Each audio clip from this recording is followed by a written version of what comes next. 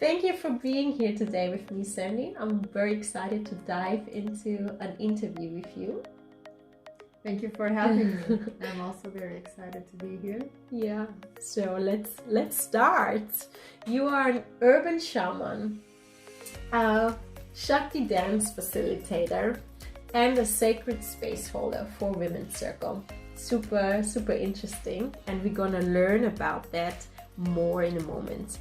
But when I was preparing for the interview, I was doing a little research about urban shamanism, and I found a beautiful quote from Henk Wesselman.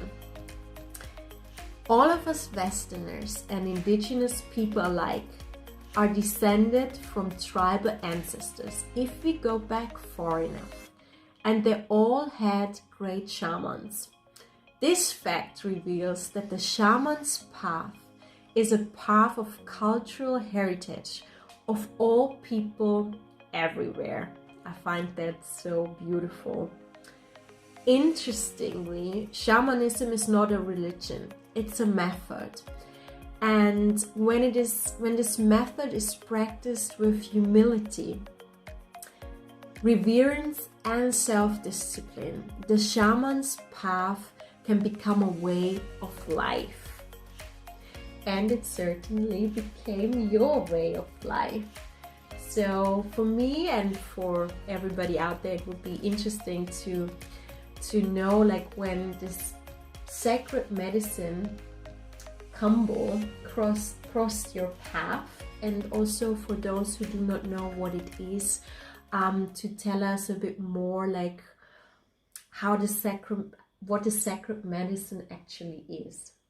Sure. First of all, beautiful quote. Indeed, the archetype from the shaman or the medicine person, the medicine woman or the medicine man or the healer, is really something very ancient. And all the tribes indeed did have their medicine person. And it works with all that you said. I would also add integrity, as that really people who work for the medicine and for the tribe, that is really a lot of true healing there. And of course it did change my life. These are quite values that I took on, let's say, like in my embody. medicine bag, definitely. And so to answer your question of how this medicine came to my life, it was around 3 years ago or so. I had heard of the medicine, but I hadn't joined any ceremonies yet, not actively. And I was going for a grandmother and grandfather weekend somewhere in the Netherlands. And another sacred medicine. Yes. And then there was a proposition to do Kambo before. Yeah. So when that came through, I was like, okay, I've heard of this, but I've never really actively went to a ceremony. Let's go. Let's try it out. And when I tried it out in the ceremony, it was so good. It was so bad. It was so good what felt for me.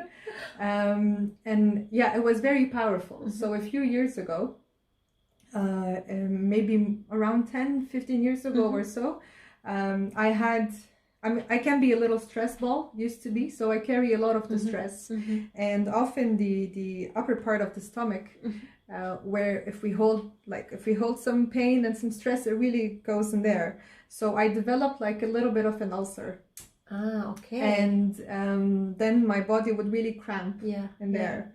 So I remember once I had to crawl out of my bed to reach my mother, just to tell her to help me. It was so painful, I didn't know what to do.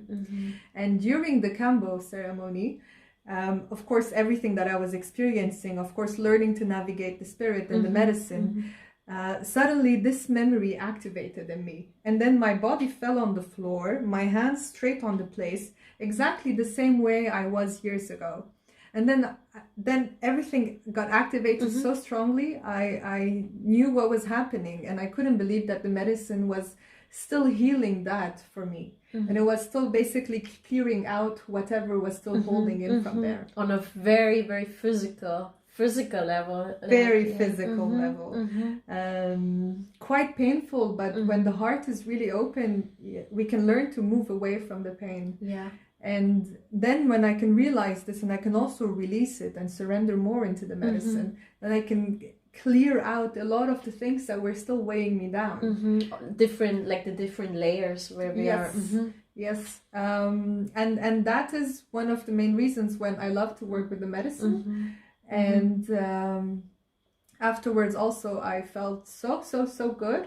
It just activated a lot of energy in me. I mean, it's a warrior medicine, so in the jungle they use it before hunting. Yeah.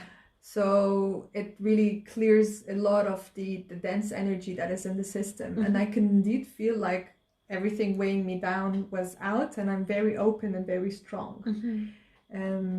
So that's to answer the second question. Yeah. Second part. Yeah, it activated as well your own inner warrior in a way, right? Yeah. Exactly. It's a beautiful story and a beautiful connection with the plant medicine, because we always need to experience it, like have this felt experience, and then we get a call, like something gets activated when we can really feel like in our own experience how it starts working. Yeah.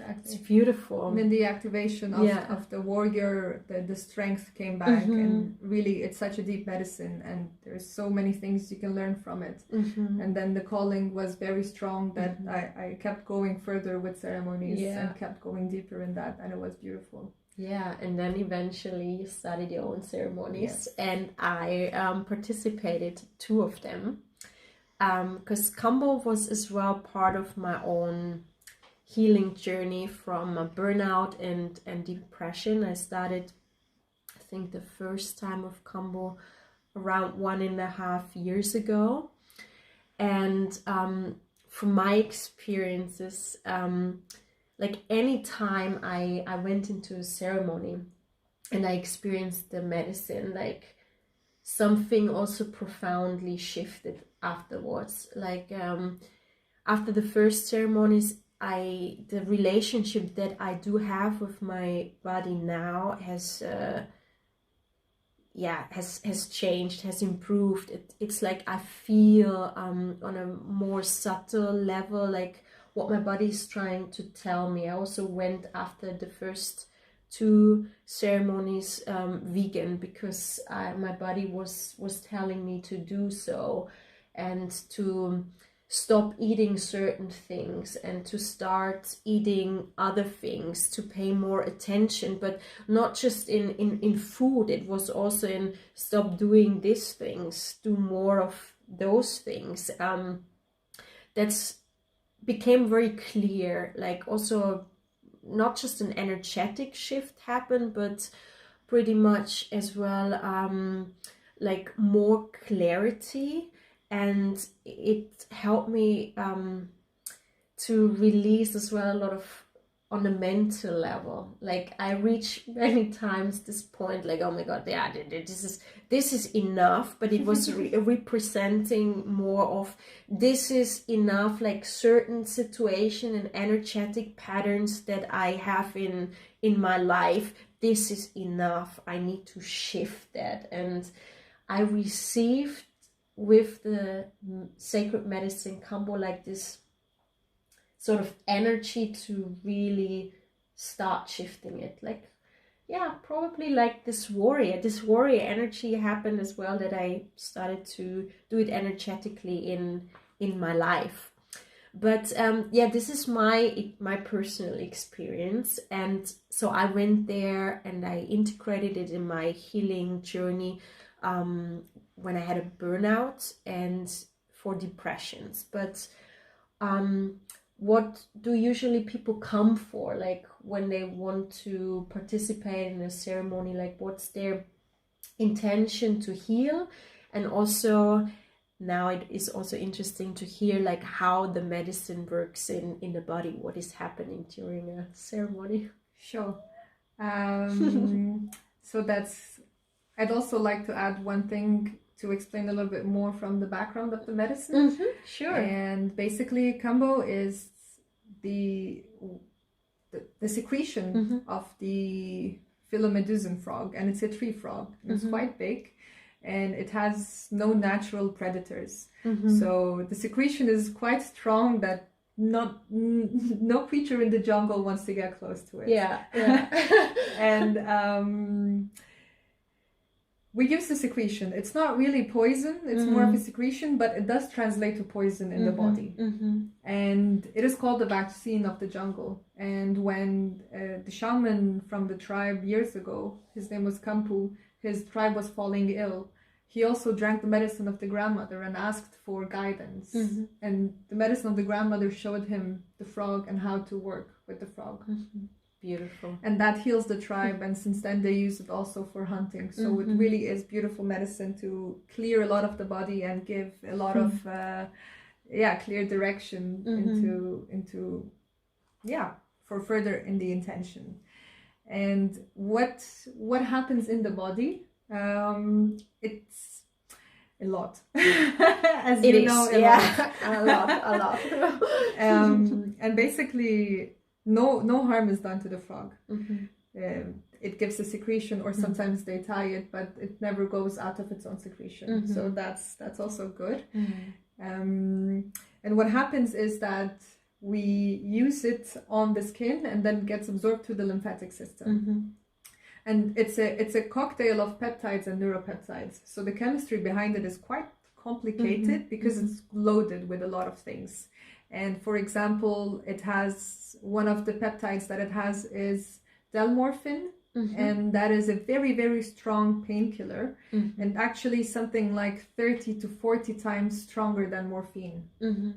And there's the phylomeduzin, which acts on the abdomen and the digestive tract, and that's why there's a lot of purge coming out. And some other peptides and neuropeptides that help in making that strong muscle churning so the body can really remove the toxins. And of course it has a lot of antimicrobial and antifungal properties. So it really is a vaccine, let's say. It really cleans a lot in the body, and it works on the liver where we store our stress. And that's one of the main things people come for. Mostly they come for an immune boost, let's say. Yeah. Especially in these times, it's always a good idea. Yeah. And with cases like yours where people experience a burnout, so that could be also the physical body going exhausted because also of the mental and the emotional body. Yeah. And the medicine actually works on all these layers. It works on the physical, the mental, the emotional, and the energetic or the spiritual. So it's a very holistic work. And often we come with an intention, and the medicine will direct wherever the healing is needed. Yeah. And it's all of these bodies that work together. And often, because one main intention also for people is when they are clouded in their negative emotions, their negative thoughts, and or their body is out of regularity. Sometimes people have some addictions that come from alcohol or cigarettes or something in the body, and the medicine can really clear out all these and help the person surrender into really sitting with himself and aligning into that warrior inside of him. So it's also deep teachings coming with the medicine. Yeah. Now, did you say it also when I had this very depressive phase, like it was very, very, very dark, like where I thought as well I might not find the light switch by myself. It was very dark night of the soul, and this thought patterns, this clouds coming back. Like one intention was as well to be able to release this, and in the surrendering process, because you connect with your body and you feel what is most of the time in the mind, like that suffering created, you really feel it in that moment with everything that has happened in the ceremony in your body, like to reach this point of something's shifting. I'm experiencing now in the physical, and I feel as well I'm purging it, and then you start to feel after a while like how you start to feel better. So it's really the full physical embodiment as well, where we can access the release. And yeah, it's beautiful to work with. And I also used it, just remember, for gastritis, because with the burnout I had physical symptoms as well. I had a gastritis, and that was also a reason why I wanted to try a natural medicine, because I was in a way refusing to use any chemical bombs of medicine. I wanted to go as natural as possible to just really activate my own self-healing. And I could sense very fast that something in the stomach was healing, because I couldn't eat properly for quite some weeks, because it was so painful, and it helped me to heal this inflammation. And I didn't feel any more than so much pain. It really reduced it very fast, that I could start to eat again. Yeah, because it's everything connected, right? So it's beautiful. It was beautiful, part of my healing journey, and I'm deeply grateful for it. Yeah. Beautiful. Yeah, in a way you already kind of mentioned, but I asked the question again, like what you love most about working with Kambo. A lot of things. I'm learning to love the difficult parts also. The surrendering. That's always it's always what I love most is indeed the surrender. What I love most is learning to completely surrender into the medicine and let it do its work. What I love is the being in the body. Even when things get difficult, we have such a natural tendency of always going flying into out other realms and not really being in the body. I'm body. pretty good in that. Yes. Yes. And as women, it's even more beautiful to learn to be in the body with the pain, with all of it. I love the warrior energy. It changed my life. All of it changed my life. And that's from my own personal journey also. And what I love about holding the space for others is being able to work in the healing field. And that's in sacred medicine, there's a lot of realness, there's a lot of authenticity. When out in the world we are a little bit more brave. We try to be a little bit more brave, which is okay if it works for the people. There is really authentic, deep sacred space, real space. And we get to meet each other at that level, which I absolutely love. And to meet each other in vulnerability as well, to express it and to live that, because out there in our daily lives there is sometimes not the space, or most of the time actually, to embody it and to express it, and to come from the heart. And to open up. It's actually already leading to the next topic, because you are a sacred space holder and Shakti dance facilitator. Like, if you want to share now a bit more about what you're doing and what you're bringing in with that gift and work that you do into your community. Yeah, sure. The thing is, also the work with medicine, I've been doing it more officially in the past 2 years, let's say, but I can imagine that over the years it can be, although a beautiful field, it can be a little tiring to always be in that field. So I am very happy that these different disciplines came along my way, that I can actually break it down also. Because normally the kind of person I am is also more fun, more loose, more happy. Of course, I'm vulnerable and I'm serious and strong when I need to be. So weaving in these different teachings also and holding the space always reflects it back to me. For example, after I met Kambo the first time, then I was on my journey to Thailand, and that's where I met women's circles. And that showed me where a big wound of me and my feminine path is. And then I started to go deeper into it, and also then learn how to hold space. Yeah. And it's actually a very, very ancient tradition. If you know the red tent. No. Yeah, back in the really, really old, even in the Sumerian, not yet. Even in the first civilization, so in Babylon, Sumeria, the women used to gather in a tent when they were all having their cycles. And normally back then, because now it's so many impulses in the Western world. Back then the tribes were quite aligned, so the women were quite aligned in their bodies and their cycles and the cycles of the moon. So they would bleed together, and then the red tent was where they would come together once a month, and it's a very sacred space for women. Beautiful. And they would bleed straight into the earth and share stories of life, of femininity, of love.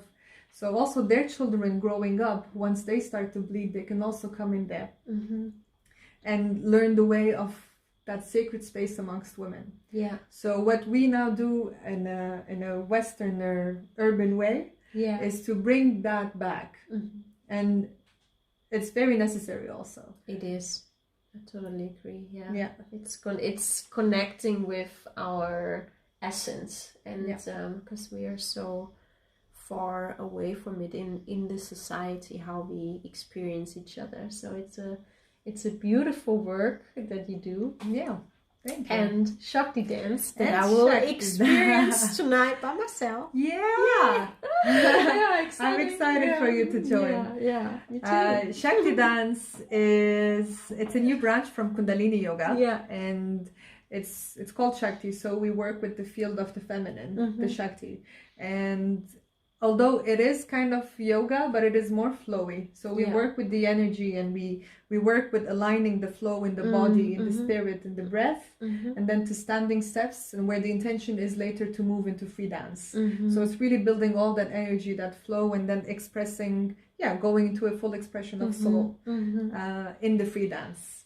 Soul and dance. Then bringing it soul dance. Soul dance, yeah. Now I start to understand. Yes. I'm really excited for tonight. Yeah.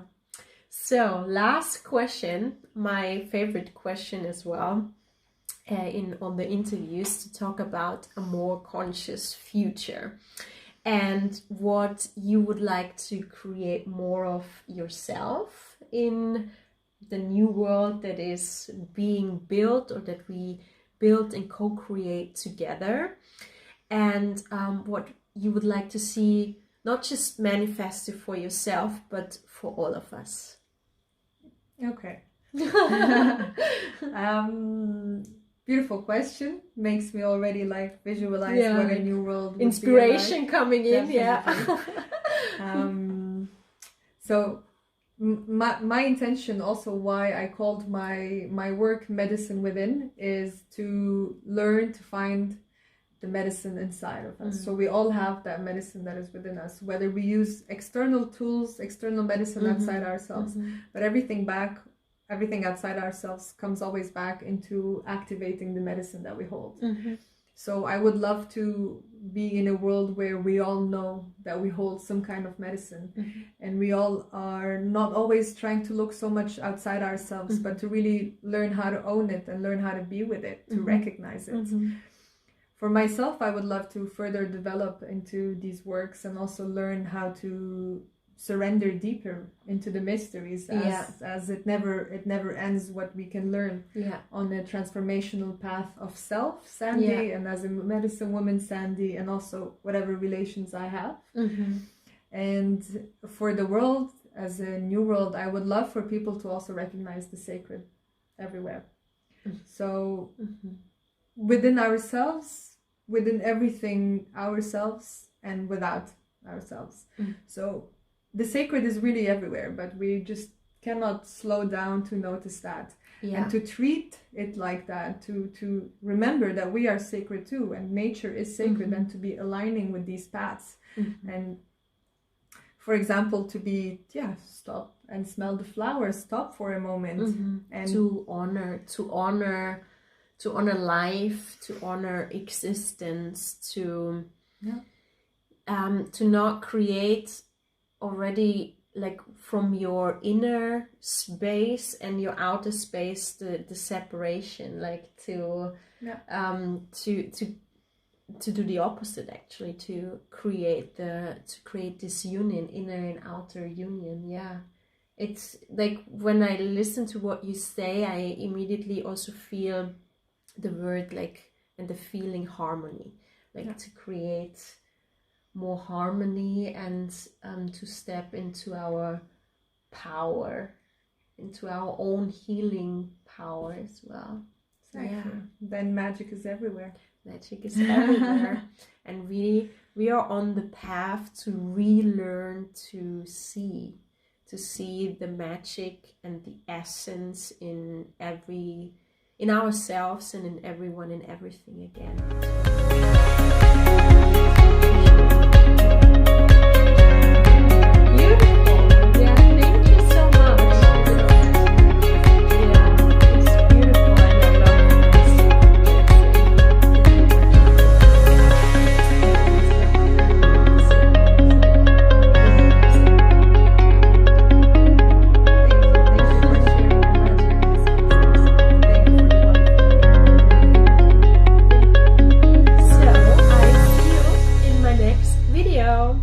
Bye bye.